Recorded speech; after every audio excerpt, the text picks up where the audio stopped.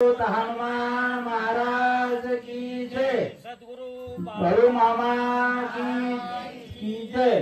बोला बोला बाळू मामाच्या नावानं, बोला बोला बाळू मामाच्या नावानं। जरा आवाज थोडा मोठा येऊ द्या, नाही का नाही? आता स्वयंपाक होणार आहे, जेवायला तरी भूक लागावी ना।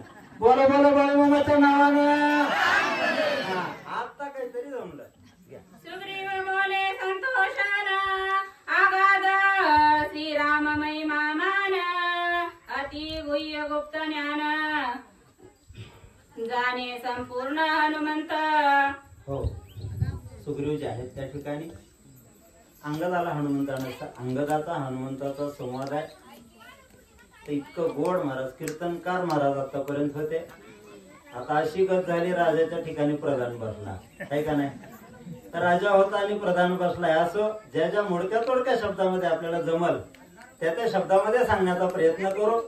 आणि तुम्ही मोठं पात्र करा, तुम्ही सगळेजण आहेत ना, थोडं पात्र मोठं करा आणि माझ्याकडून कमी पडलेलं आपलं भरभरून आपल्या हृदयामध्ये घ्या।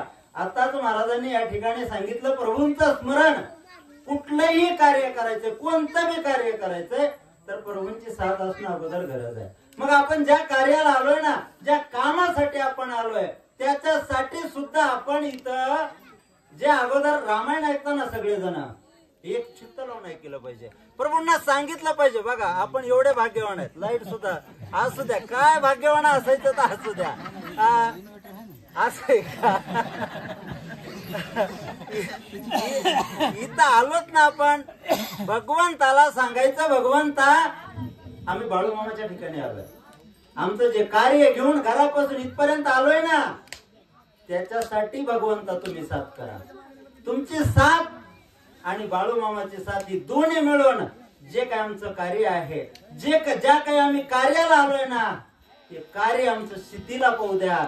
एवढी कृपा असणार रामायण ऐकत असताना करायची, सगळं आपल्याच्यानं शक्यच नसतं महाराज। प्रथम तेवढंच करायचं, हे प्रभू माझं कार्य जे आहे ना मी तुमच्यावर सोपवलंय। पाहत्या तिसरीला का चौथीला महाराज आहे गजेंद्राचा, आपण इथंही ऐकलाय, सगळे जण सोडून गेले, शेवटी मात्र गजेंद्राने भगवंताला हाक मारली, भगवंता इकडे या, तुमच्याशिवाय मला कुणी नाही। एक फूल दिलं आणि भगवंताने उद्धार केला। तसं एवढी किमया आहे महाराज। कधी कधी असं होत आहे, वेळ मला एवढं बोलावंच का लागलं, इकडच्या आरतीची वेळ होत होत आली की माणूस अमृत विसरतो, जे चाललेलं अमृत आहे ना ते विसरतोय। आणि कधी आरती होती की कधी घराकडे जावं लागतंय की काही नाही महाराज। एक दिवस असा येणार आहे, आपण घराकडे जाणार नाही आणि कुठंच जाणार नाही, कोणालाच देव आठवून सुद्धा देणार नाही। त्या दिवशी आपण अचानक डोळे झाकणार आहे, ही सगळेजण झाकणार आहे, मरण अटळ आहे।